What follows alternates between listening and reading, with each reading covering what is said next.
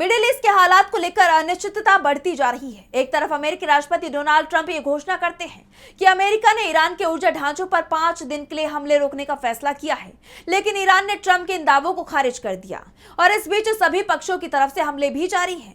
इन हमलों में इजराइल में सबसे ज्यादा तबाही मची है, जिसके बाद सवाल ये उठ रहे हैं कि आखिर किस दिशा में बढ़ रही है ये जंग। जानेंगे इस रिपोर्ट में। मिडिल ईस्ट की जंग क्या खत्म होने वाली है? क्या अमेरिका जंग का मैदान छोड़ने की तैयारी में है या वो ईरान के खिलाफ किसी बड़ी योजना पर काम कर रहा है? इस जंग के 25वें दिन इन सवालों की गूंज सुनाई दे रही है, क्योंकि अमेरिकी राष्ट्रपति डोनाल्ड ट्रंप के हालिया दावे ने इस जंग को ही लेकर सवाल खड़े कर दिए हैं।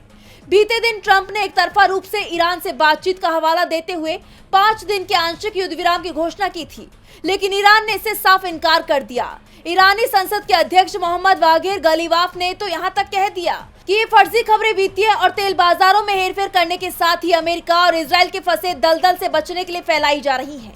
यानी ईरान का दावा है कि ट्रंप अब इस जंग में फंस चुके हैं और जब उन्हें बाहर निकलने का रास्ता नहीं दिखाई दे रहा तो वो इस तरह से युद्ध विराम की बातें कर रहे हैं। इस बीच ईरानी सेना इस्लामिक रिवॉल्यूशनरी गार्ड कोर यानी IRGC ने चेतावनी भी दी है कि अमेरिका को बचाने की अंतिम समय सीमा नजदीक आ रही है। संयुक्त राज्य अमेरिका के पास इस दलदल से निकलने के लिए ज्यादा समय नहीं बचा है।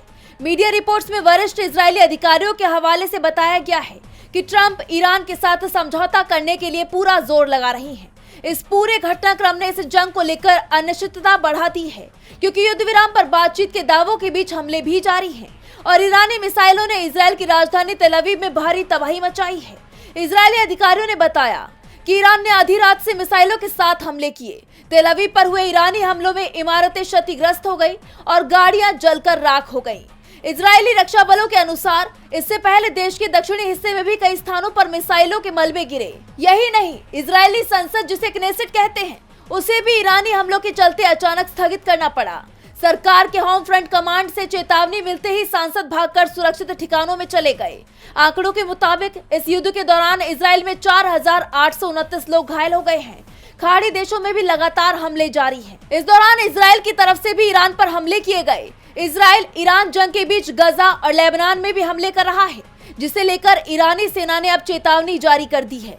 इस्लामिक रिवॉल्यूशनरी गार्ड कोर यानी IRGC ने कहा है कि इजराइल लेबनान और फलस्तीन में नागरिकों के खिलाफ व्यापक युद्ध अपराध करने के लिए मौजूदा युद्धकालीन परिस्थितियों का फायदा उठा रहा है।